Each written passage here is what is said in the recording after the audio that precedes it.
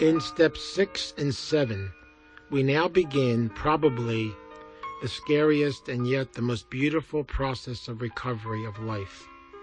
In the 6th and 7th step, we now give ourselves permission to go back, to grieve, and to experience, to release and to let go. And primarily the purpose of these 2 steps is to heal the little child within us. Remember what I talked about when I shared with you the process of our little child. So many of us, as a result of our dysfunctionalities, as a result of our families, so many of us have experienced that little child of terror or grief, the little child of hurt and pain. So many of us have experienced that beautiful little kid inside of us that has been stifled and burned out. Now we have to begin to go back and look at that little child, embrace it, heal it, and release all of that pain and all that struggle that goes on inside of it. Notice how this process works and why we develop this process primarily for codependence. Remember that process of recovery and why we now look at this in step 6 and 7. The 6th step tells us to get in touch with our defects of character. The 6th step tells us to be able to look at and go back and look at those areas of our life, those patterns, those ways in which we look at life through a sense of dysfunctionality. Now, as we begin to experience this, all of a sudden, we begin to develop the process of change. In life, there is a very special process we now share with you. And we take care of this process in the 6th step. That's why steps 6 and 7 are the crossroad steps, the steps that really bring us into the depth of our recovery. And so many people in recovery get scared of these steps because now we have to go back.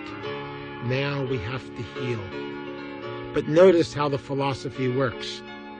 Before we actually go back and begin the healing process, we actually have you develop a positive concept of yourself first. Secondly, we have you inventory and develop and reconstruct and work inside of yourself to build levels of trust, to build support systems, and to build foundations. What's so important about this process is that as we build these foundations, all of a sudden, we begin to build a change process inside of us.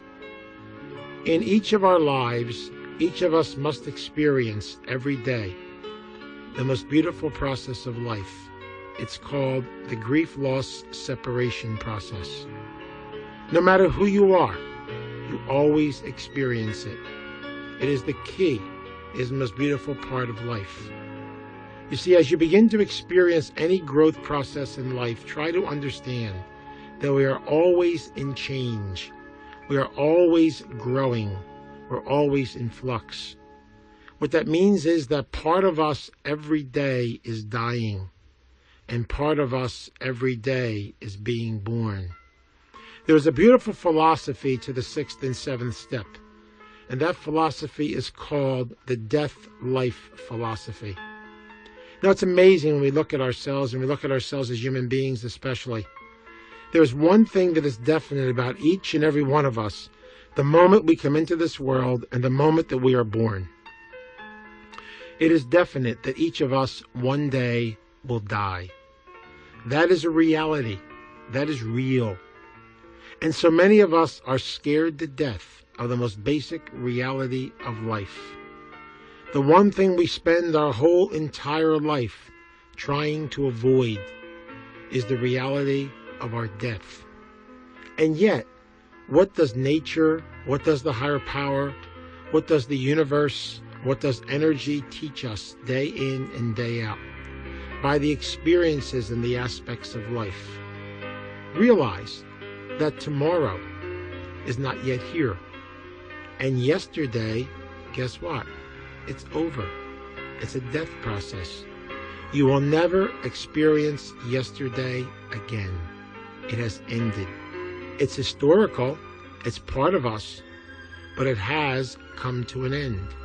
And so many of us are scared to let go. We're scared to experience the ending process. We are scared because if we finally do let go, and we finally do bring things to conclusions and bring them to endings, that we actually begin to feel, we'll actually begin to experience a change inside of ourselves. That's why so many of us carry inside of us what I call victims. So many of us are constantly holding on to what was. So many of us are scared to release and to let go. That's why this process is so important. In the 6th step, we learn how to grieve. In the 7th step, we learn to release our victims. We learn to let go.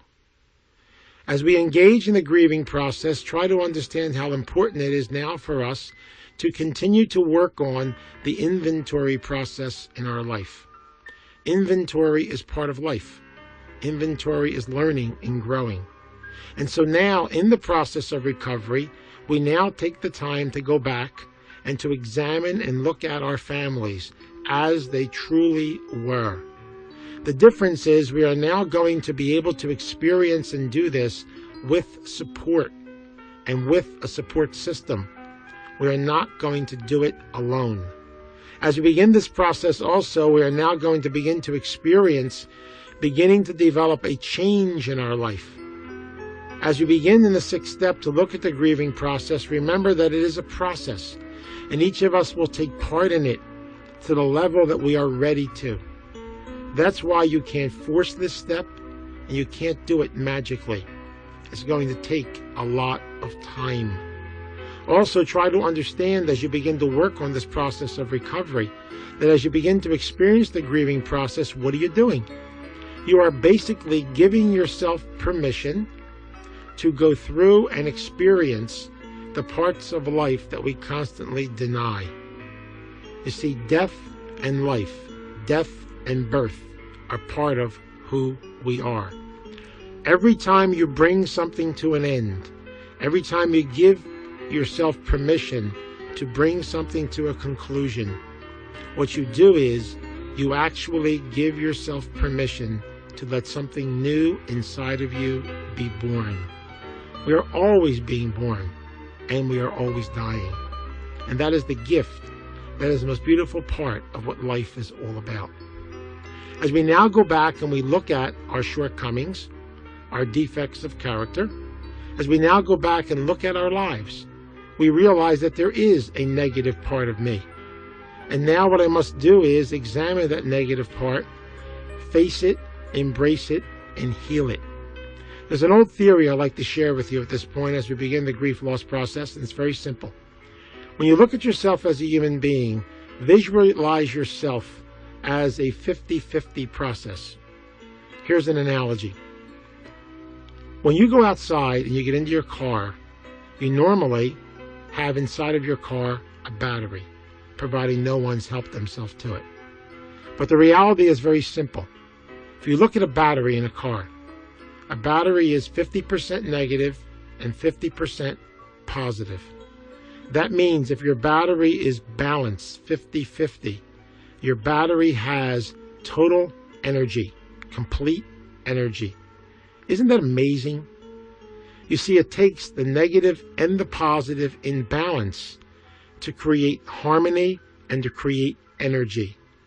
Now, take that analogy, and I would like you now to apply it to your own life, to apply it to the gift of yourself.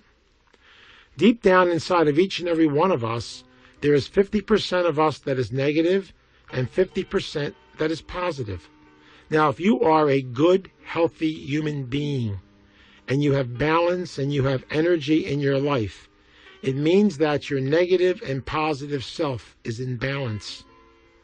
See, what's so special and so important about recovery is I don't just want to know what's beautiful and what's special. I also want to be in touch with the negative parts of me. I want to be able to experience and look at all the negative concepts inside of me, because this will then teach me and show me that this is part of who I am. As I embrace my negative, what I do is I discover my positive. I mean, look at the logic of it. If I never, ever, ever meet my negative self, and I never experience it, I will never know my positive self. How will I know the difference? And that's why it's so important in this process of recovery that we now take the time to go back and look at our negative self, our defects. And as we look at them, to use them as our teacher, to use them in our process of growth. You know, it's kind of amazing in life today especially. So many of us don't want to look at things.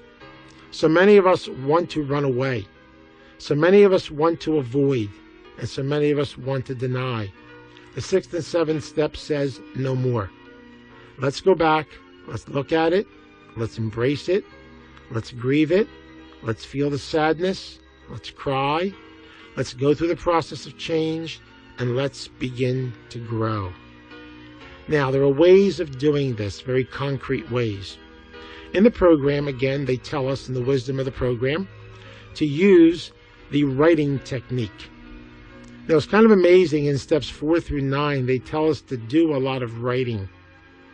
Writing is beautiful. We call it journalizing. The more you journalize, the more you release stuff, the more you make it concrete, and the more you begin to work on it. So now what we would like you to do is go back and inventory and look at your childhood and begin with your childhood. Go back and inventory and journalize, and now begin to release and get in touch with all the negative concepts inside of you. For example, go back and journalize your mom, journalize your dad, journalize your family. Go back and look at your little child and look at the reality of your little child, the hurt and the pain. One of the greatest ways of doing this is through a process called letter writing. It's a very simple process. Sit down with pencil and paper and be able to take the whole process of growth. For example, take and write a letter to your mom. Now, please understand something, and I want to make it really clear, and I'll say this 2 or 3 times before I'm done. The letters you are now going to write as you go through the grieving process, you are not to mail. They are just for you. You are doing this process so that you can begin to grow, so you can begin to release. It has nothing to do with anybody else. See, begin to realize that each and every one of us has to give ourselves permission to dip into this process of recovery, to actually begin to release and let go of all those areas and those concepts in our life. In the 6th step, what I do is I now begin to write. For example, write a letter to your mom. Now you're going to write a letter of anger to your mom. You're going to be able to get out everything that you feel on the inside and put it on paper. The letter does not have to make sense. What you are doing is you are now learning in this process of the 6th and 7th step. You are learning now to inventory all the negative aspects of your childhood. You are now learning to release them. You are now learning to share them. As you begin to get them out of you, they become real. They go down on paper. And what's so powerful about this process is you're now beginning to regurgitate, to let go of all of the nonsense and the craziness and the insanity inside of you. And as it comes out, it does not have to make any sense, and that's okay. Give yourself permission to be angry. See, we fail to understand something that's very special.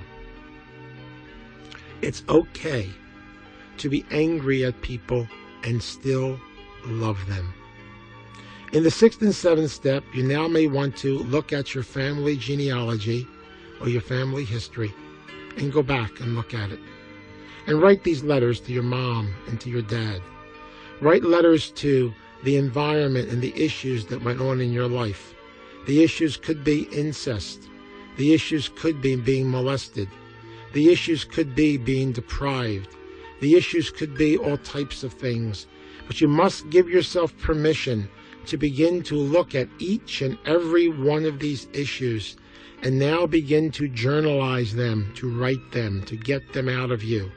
And it's almost like I kind of use an analogy of this to a surgery process. In the 6th step, we now begin to experience the surgery. We begin to experience the opening up. We now begin to experience the pain of the surgery. And what's so powerful is that so many of us have blocked so many things in our life.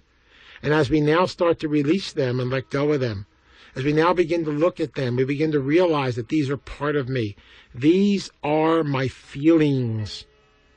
See, try to understand something which is really important, because so many of us, when we do this process, become extremely scared, and also we become guilty. And it's almost like, I don't really want to blame anybody. Remember, it's not blaming.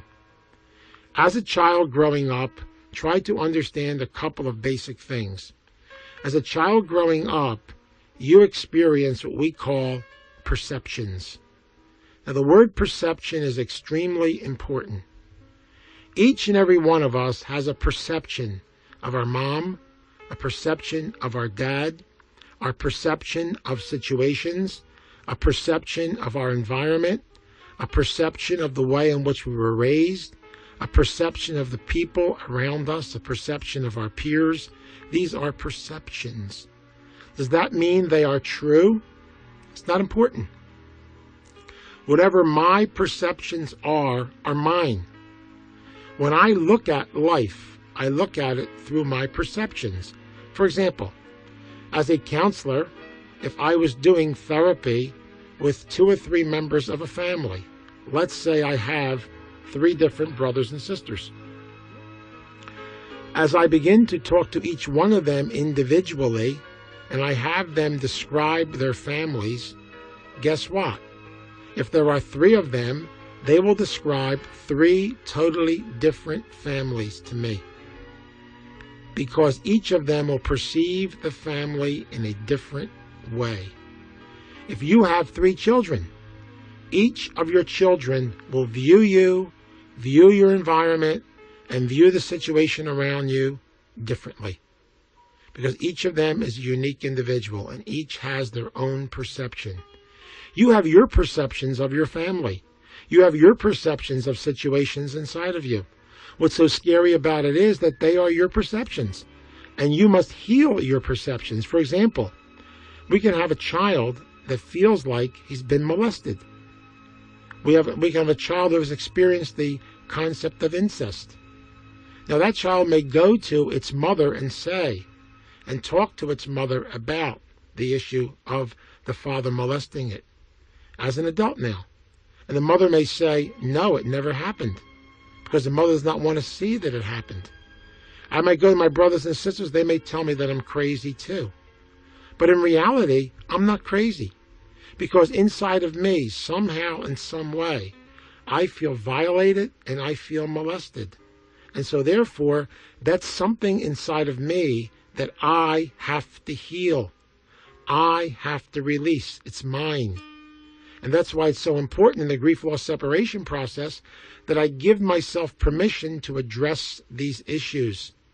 Remember, please, it's not important whether they happened or not. What's important is that you heal them, that you face them, that you let go of them. In the process of recovery, what happens is we now give ourselves permission in the 6th step to begin this letter writing, this journalizing, this releasing, and this letting go. It's a painful process and a slow process. As you do it, if you have a hard time doing it, you may need to get together with other people and share with them and have them help you in writing the letters. Have them help you in letting things go. See, sometimes we need to have people around us to give us permission to actually say to us that it's okay. And if we begin to experience that type of permission, then all of a sudden it starts to flow. Always realizing something as you do this process, because the 6th and 7th step are 2 steps that you will do for the rest of your life. You will only open up inside of you what you are ready to open. Please try to understand that. The higher power will work with you, the program will work with you, and whatever you're ready to open up, you will open up. Even when you do any inventory process, remember, all you can be is as honest as you can be at this moment. So many of us have blocked memories. A blocked memory means I am not ready to deal with it yet. As I begin to heal one part of me, then other parts of me will unblock. And sooner or later, I'll begin to open things up. Now, the scary part about this process of the inventory, especially in the 6th and 7th step, is that as you begin to get involved in this and you begin to work on it, some of the issues may be powerful enough that I recommend that you do them with a therapist or with a group, in group therapy. And I say that because if the issues become too powerful for you, don't hurt yourself. The purpose of recovery is to heal yourself. So get help, get support, have people guide you through it. In fact, the word of wisdom I would give to everyone is, as you're doing steps 4 through 9, which are the very concrete steps in the program, the advice that I would give to you is, please, as we do steps 4 through 9, the advice that I would give you is to please do them with guidance. And that means either with a sponsor in the program, or with a counselor, or with a therapist, or somebody to guide you and work you through them.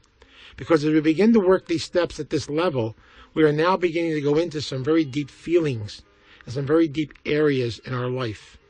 And that's why it's so important as you begin the surgery to begin to work on it a little bit at a time so healing can take place. In the grieving process, what you are going to experience is the first stage of grieving. As you now begin to write the letters, as you now begin to express, as you now begin to let your feelings out, the first things that will come out of you will be feelings of anger. See, again, let me visualize this for you and give you an idea. And I use myself as an example. When I was a little child and I was being born, understand how my little child and my adult are. Inside of all of us, we have an adult and we have a child. Our adult understands and our child feels. For example, at the moment of my birth, my mother had me cesarean birth. And my mother was, back in 1940 when she had me, you have to realize that cesarean birth was a very powerful process at that time. It wasn't as it is today. So at the moment that I was born, I was taken from my mom and I was transported out of the operating room and probably with some nurse. Now, my mom is sick. She's being operated on. She's laying on a table. She's not with me. Now visualize. The adult in me understands. My mom was sick. My mom was involved in a serious operation, so therefore she's not available to be present with me at my birth. The little child inside of me isn't interested in whether my mom is sick or not. The little child inside of me, when I was born, the little child expected my mom to be there. My little child expected my mom to nurture and love me. So my little child feels abandoned, my little child feels empty, and my little child even feels guilty. For example, my little child feels, what did I do to hurt my mom that she doesn't want to be with me? See the issues that come up? And again, these things come up because my little child doesn't think in terms of logic. My little child feels. Inside of each and every one of us, our little child expects. You see, I expect from my mom and from my dad, I call them the pedestals, I expect from them love. I expect safety. I expect nurturing. I expect to be able to be touched. I expect family. I expect all these things. And of course, when I don't receive them and I don't get them, then my little child becomes hurt. And so in the 6th step, I now have to express these feelings. I have to express this anger. And it's a healthy anger. It's very positive. Because as I begin to release the anger and let the anger out of me, what I am doing is I am beginning this releasing process of allowing myself to become angry. Again, realize you can be angry at someone and still love them. It's okay. It's normal. You see, we don't know that it's normal because we've been taught all of our lives, don't get angry at people, keep your mouth shut. And now all of a sudden you're beginning to express it. As you go through the anger stage and you begin to get all that out of you, it's almost like a cleansing process. As you begin to get all the anger out of you and all the frustration out of you, the next stage is kind of special and beautiful. You will then begin to feel the stage of sadness. You will begin to feel the stage of emptiness, and you become extremely sad. And as that sadness sets in, it's almost like you're now beginning to grieve. You're beginning to cry. You're beginning to realize what wasn't. And now all of a sudden, all those feelings come inside of you. It's very beautiful and special, but you need to be with people and be around people to share it with. Because what's happening is you are now beginning to give yourself permission to cry, to give yourself permission to feel feelings, to give yourself permission to begin to experience the change process occurring inside of you. As you begin to experience this, all of a sudden, you will begin to release and let go of the victims inside of you. You'll begin to let go of all the things you've held on to for a long period of time. As you begin this process, what also happens to you is you now begin to experience deep down inside, you begin to experience a tremendous sadness, a grieving, and a crying. And I have seen people in recovery as they went through the 6th and 7th step just not understand why they're crying. You don't have to understand. Just cry. Feel. Let it happen. You'll also find yourself going through another stage. The next stage is kind of interesting. You will find yourself starting to, because you're going through the sadness, you will find yourself starting to bargain. You'll find yourself starting to try to make deals. You'll try to go back and try to straighten it out because you'll start feeling guilty. All these crazy mixed up feelings will bounce around inside of you. And it's almost like as you write the letters, as you release this stuff, as you let it go, it's extremely important. That's why we tell you in the letter writing technique, as you write the letter, then eventually you'll get to the point where you will experience what we call in the grief loss separation process, the acceptance. I will now be able, as I write the letters, to sit down and write to my father and tell my father everything I always wanted to tell him. I will now be able to tell my father that I love him and that I feel deprived because I didn't get the things that I need. But I'll be able to honestly and truthfully take these letters and write them. And what I'm doing is I'm writing all the negative first, and then I'm going back and writing my needs. As I begin to write my needs, what I'm doing is I am actually putting on paper. I am now beginning to experience deep down inside of myself all the things I always wanted. And it's a sad process. It's scary. As I begin to address my mom and say to my mom, Mom, I love you. I care about you. I needed all these things from you. These are my needs. I am now beginning to communicate and talk and give my little child inside of me permission to release, permission to let go. What I am doing is I am looking at the defects of my life and realizing what they are.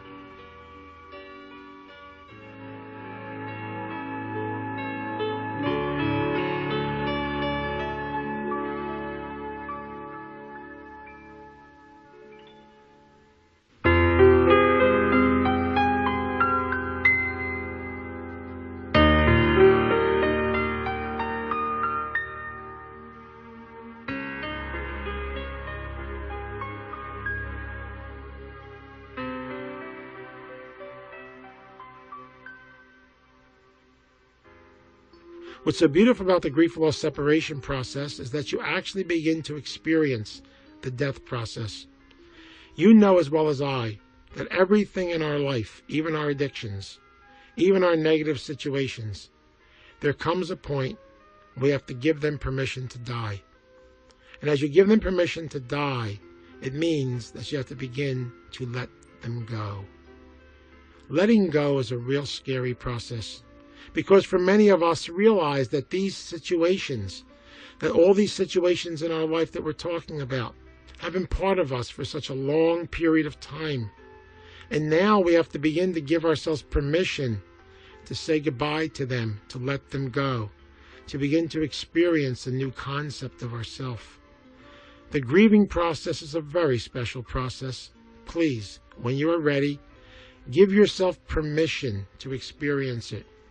Give yourself permission to release it. Give yourself permission to actually go into and give yourself permission to grieve. All of us need to grieve. We need to experience that grieving process. And if we deny it and run away from it, we lock all this stuff inside of us. Again, I describe the grieving process as a surgical process, a cleansing process, a letting go process. The letter writing is good. The letter writing is positive. And as I write these letters, what I am doing is I am inventorying. For example, if I have issues of shame and guilt, I can write to my guilt, write to my issues, write to the things around me. I can write to my peers. I can write to even the church in different situations and things that have occurred in my life. What I am doing is I'm giving myself permission to actually go and write an inventory and giving myself permission to actually put on paper all my feelings. And what a tremendous experience to be able to open up all those feelings, to be able to release them, to let them out. The first stage is to put them on paper, to release them on paper. In the second stage, we'll learn to take them now and to release them to others, to release them to people in the program. As we begin to do that, we now begin the process of growing and the process of recovery. You see, the beautiful aspect that we learn in the sixth step is that we learn the importance of grieving.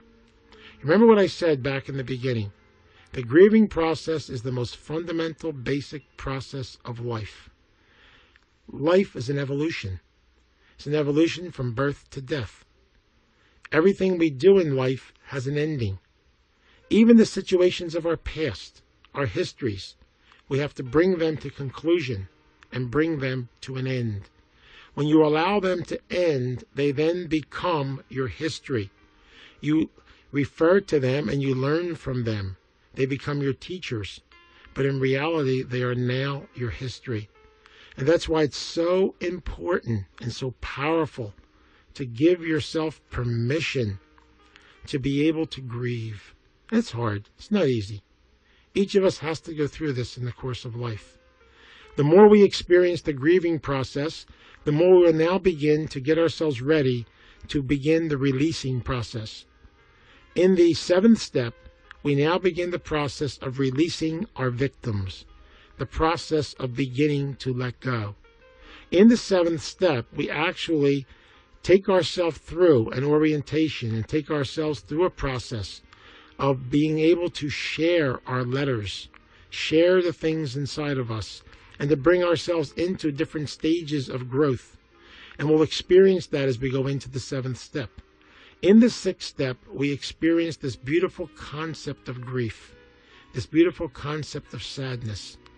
Did you ever think in your wildest dreams or your wildest imagination you'd be able to look at the areas of grief and sadness and see them as something beautiful, as a way to heal?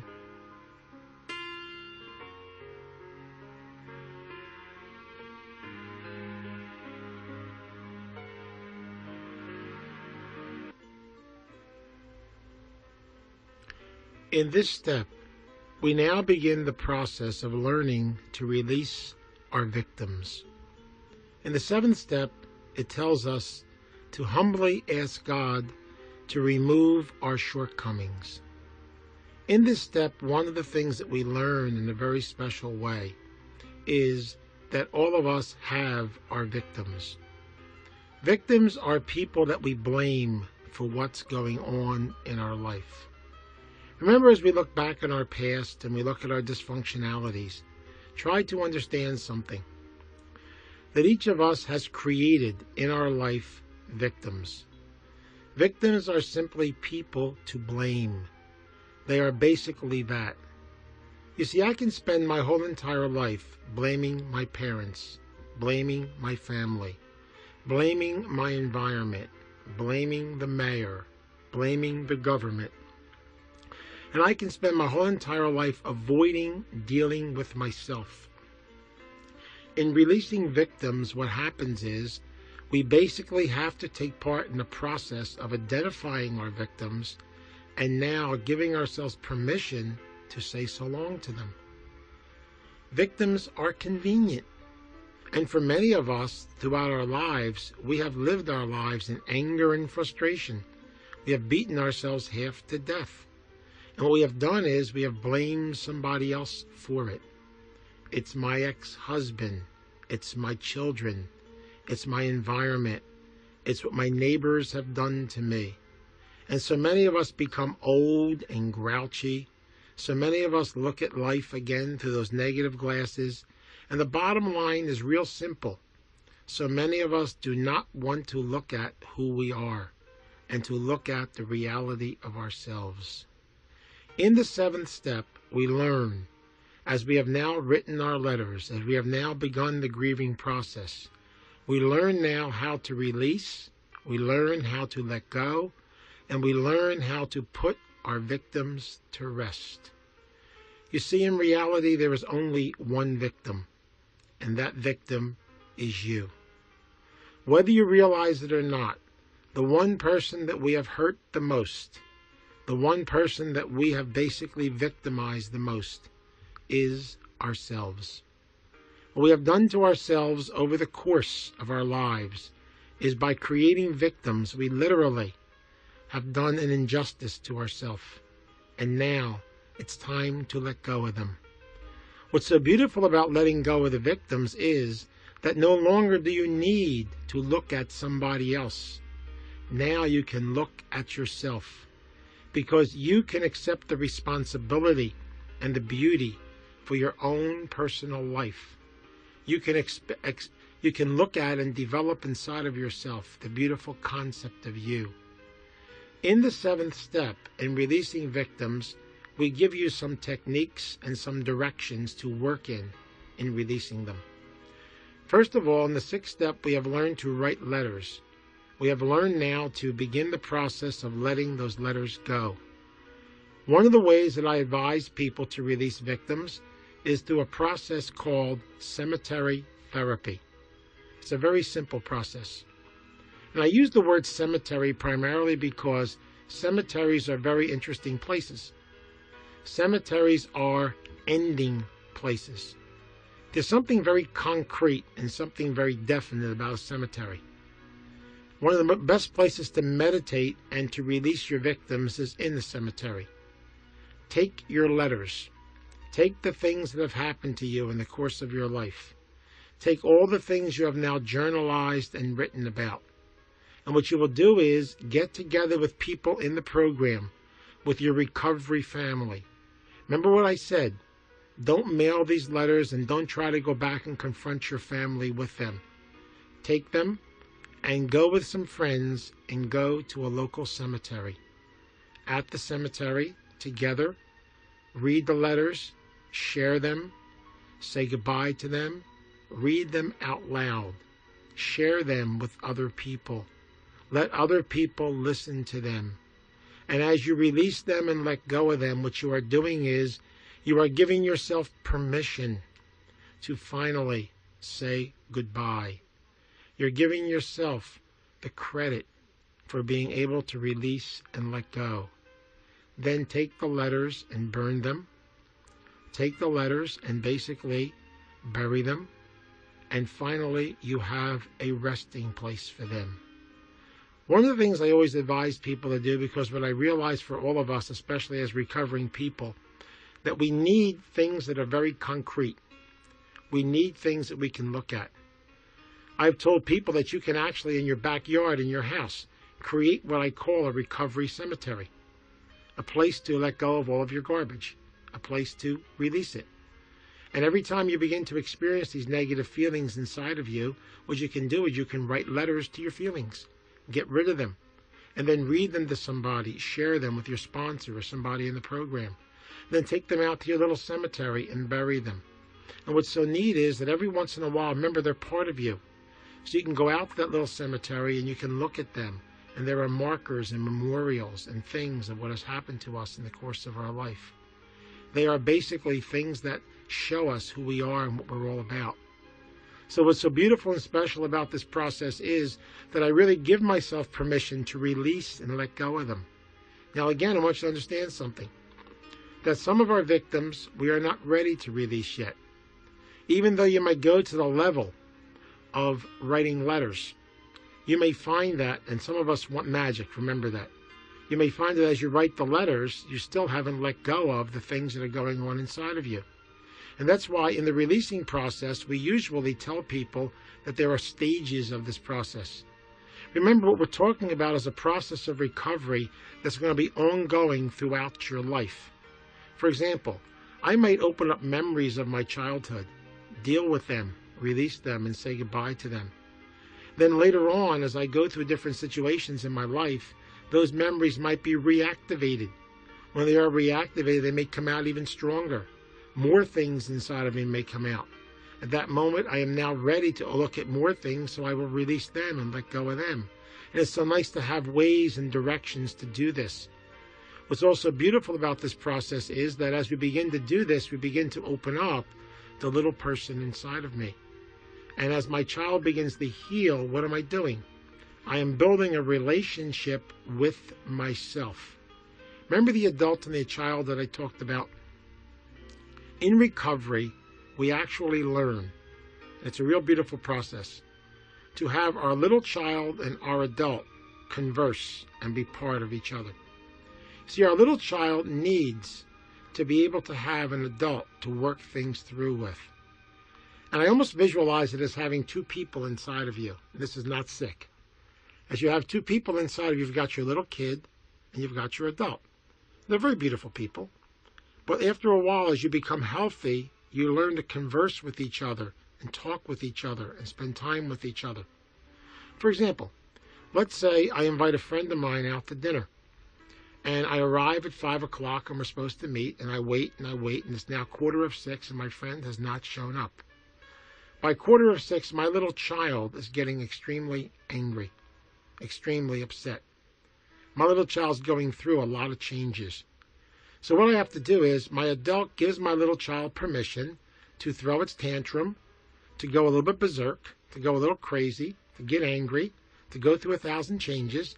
And then after my child is done, after it's got everything out of its system, my adult then comes in and says to my little child, now, do you feel better? Now, how about if you and I go in and have dinner together? My adult helps me to look at it from a positive perspective. This is now an opportunity for me and my little child to sit down together and have dinner. My adult takes it to the positive level. My adult is the logical one, the understanding one. You see, it's actually building a relationship inside of yourself. I can spend the rest of my life beating myself to death because that person didn't show up for dinner. I can go through 1,000 feelings of abandonment. And finally, my adult has to say, that's enough. Let's go on. Let's move on with life. It's all part of the process of life. You see, when you learn to build that beautiful relationship inside of you, then you learn that your feelings and your thoughts and every part of you is a healthy combination, and that it's extremely important to connect the two together. And as you connect them together, you are building a healthy person, a healthy you. See, so many times in our life, we love to go on our self-pity trips. And we love to find somebody to blame. It can be the job. It can be a lot of situations. Come on, we live in a human world. And what's so beautiful about that is that sooner or later we have to go back to ourselves. And sooner or later we have to make decisions. If you're unhappy in a job and you're bored in a job and you're empty in a job, then the reality is it's not the job, it's you. And the reality is that sooner or later you've got to make a decision. What do? We run around and play a game all the time. And it's one of the major issues of all of us is codependence. And I call it the game of great expectations. So many of us want everything to be what we want it to be. And in reality, the acceptance process is to accept things as they are. If the job does not live up to my potential, and if basically I'm not being challenged in my job, then what's happening is my little child and my adult are conversing with me, and they're saying to me that it's time to move on. It's time for new directions. So many times we never learn to listen to our feelings. What we do is we victimize ourselves. We beat ourselves up. Life is supposed to be an ongoing process. We're supposed to always be looking for new challenges and new directions. And that's why when you learn to let go of your victims keep you stuck. When you victimize yourself, you keep yourself in quicksand. And when you stay in this type of a process, what happens is, after a while, you can't move, you can't function, you can't go. And so what we have to learn to do is we have to learn to open up. We have to learn to release. We have to learn to just basically look at ourselves and grow. Remember, victimizing is disastrous to ourselves as persons. We have to learn to develop things in a positive, beautiful way. See, again, another major issue that we work on in our life all the time in the 6th and 7th step is the issue of blame. See, again, blaming is destructive. Learning is positive. And no matter what happens in life, no matter what the situation is, it's a learning experience for you. And that's why in the 6th and 7th step, I learned some very basic things. I learned to forgive. I learned to release. I learned to let go. I learned to back off. And I learned to go back to the basic areas I must work on myself. You see, very basically, I have to understand that I do have shortcomings. Now, some of the situations in my life, maybe I can work on. In fact, one of the basic principles we always talk about in recovery is very simple. We always say that as you begin to release your victims, as you begin to release this stuff, and as you begin to let it go, try to understand that some of the things that we can do directly. Some things we can do indirectly. So in recovery, what we do is we just try to release and we try to be positive, and as positive as we possibly can be. So the purpose of the 6th and 7th step is to teach us to go through the basic and most fundamental process of life. In the 6th and 7th step, we learn to release, we learn to let go of our victims, we learn to identify who they are, we then learn as a process, we learn simply in identifying them, we learn to confront them, to say goodbye to them, and to let go of them. Please try to remember in these 2 steps. These 2 steps are primarily for you. They are for you to release and let go. They are for you to look at yourself in a positive way. They are for you to begin to take yourself through the very special process of recovery. Now, in the grieving process and in the releasing process, there are literally 3 stages. And I want to share those stages with you today. The first stage is a very safe stage, and that's the letter writing stage.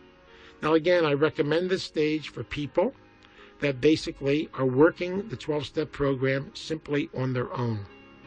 In the letter writing phase, what we do is we basically use our journalizing techniques, we use our letter writing techniques, and we use a pen and pencil to help us to journalize, to help us to release, and actually work our way to recovery. Whether you realize it or not, journalizing is a very powerful way of recovery, because what you're doing is you are actually processing. You're actually experiencing a mirroring process where you are releasing and letting things go inside of you. That's why it's so important as you begin to work this process and work on it, that you give yourself permission to be part of it. Also, in the process, we sooner or later may need to move to the second stage. So many of us, as a result of the letter writing, and as a result of processing the letters, as a result of the grieving process, so many of us will now begin to experience a greater need.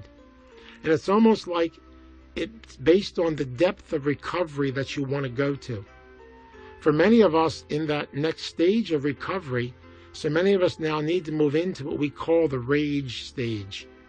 We need to really go into the intimacy stage, the sexuality stage. See, so many of us have never learned to become intimate, to go deeper inside of ourselves. See, what we're talking about in the 6th and 7th step is a cleansing process, a cleaning out process. And remember, over the years of our dysfunctionalities, over the years of our growing up, we have developed what I call layers. In recovery, we take one layer off at a time. We take our time. We don't push ourselves. We don't shove ourselves. In recovery, as we release the layers, we then begin to go deeper and deeper into the recovery process. As we go deeper, we then begin to experience the fact that I may need to actually purge to release. In this stage of recovery, we recommend that you do not do this stage by yourself or just with a 12-step program. In the second stage of recovery, we recommend that you do this stage with a qualified codependency therapist who can do anger work with you, who can help you to really begin to release and let go of the feelings and things deep inside of you, who can really help you to begin to identify issues and begin to look at them. On this level also, we asked you to begin the process of really going deep into the surgical process of self and really beginning to get the layers released on a deep level. Again, I advise you to do this under the guise of a qualified therapist or with people that can guide you and lead you in this direction, and many times to do it in a group process. The third stage of recovery, as you begin to go through the deep grieving stage and the rage stage, is to begin to go into what I call the visualization and the healing stage of the inner child. In this stage of recovery, what happens is, and again, you do this stage by being guided through it by, again, a competent therapist. In this stage of recovery, you are now going through the whole process of spiritually healing, of visualizing and nurturing and developing the child. I describe the three stages in the following way. The first stage is to identify our symptoms, to identify our victims. In the first stage, we identify who the victims are. We go through the grieving process to discover the victims. And then, in the first stage also, we use the letter writing technique to begin to release the victims and begin to let them go. This stage can be done on a very simple level, and it can be done with people in the program, and it can be done with a support system. In the second stage of this process, we now begin to go into what I call the surgery stage. See, once you identify the symptoms, now you do the surgery. And we get into the surgery stage, the development stage, we now have to work with people that are going to guide us through it. And after we have had surgery, then we need the healing. We need the releasing. We need that period of time. It's a slow period of time. We can just heal and put ourselves back together. You know yourself, if you ever experienced surgery, that sometimes the healing process is more painful than the surgery itself. And that's why it's so important as you work in the healing process to realize the gift of healing and the beauty of it, and just take your time with it. People always say to me, how long does this process take? And I always say 1 day at a time till 2 days after you're dead. It's a lifetime process. Remember, in the 6th and 7th step, we go into the meat of recovery. In some of these areas, there are some areas of our shortcomings and our defects of character that we may not be able to release. And that's okay. You will do it when you are ready to do it, in time. So now, in summary, what I would like to do is just summarize the 6th and 7th step and make us look at it from the perspective of recovery. In these steps, we begin to experience and we begin to realize that these steps are a very beautiful process of recovery in our life. In these steps, we actually give ourselves permission to go through the grieving, to go through the experience of growth inside of ourselves. In these steps, we actually give ourselves permission to begin to release our victims. Identify, release, and let go. This is a healing process. See, we call the 6th and 7th step the healing steps. In these steps, I am participating in the healing process of life. Again, try to understand that any process of healing is painful. It's not easy. So in the 6th and 7th step, I cross the bridge. I go deeper into my recovery. In the 6th and 7th step, I now begin to look and vision in life through a process of healing and growth, rather than look at life through a process of destruction and putting myself down. What I have done in the 6th and 7th step is I have literally given myself permission to forgive myself. I have given myself permission in the 6th and 7th step to begin to experience a healing, a letting go. I am beginning to experience in the sixth and seventh step a whole new process of myself as a person. So in these two steps, I am now beginning to experience the newness of myself. What's so beautiful about these two steps also is they are very simple. They talk about character defects and they talk about shortcomings. They make us realize that inside of each and every one of us, we are not perfect, that we are human. See, what's so beautiful about all the steps, going back to the second step again, the steps teach us our humanity, they teach us our simplicity, and they teach us to even view and look at life through the eyes of healing and recovery. And they teach us not to worry, but they give us that beautiful concept of being able to view ourselves in this very special and positive way. So as we experience the sixth and seventh step, we're now getting ourselves ready to begin to experience the eighth and the ninth step. In these two steps, we talk about making amends and making peace. In these two steps, we are now ready. Once we have made peace with ourselves, peace with our past, once we have learned to release, once we have learned to let go, now we can begin the process of making amends. And in the process of making amends, we talk about making friends with ourselves to become more serene and more peaceful and deep inside. In the eighth and ninth step, and in the 10th, 11th, and 12th steps, we talk about the serenity, the gentleness, and the peacefulness of the program. I hope that through the vision of the sixth and seventh step, each of us can be more open to give ourselves permission to actually begin to heal and to give ourselves permission to go through the healing process of recovery. You deserve it. It's an investment in you. It's an investment in your life. Thank you.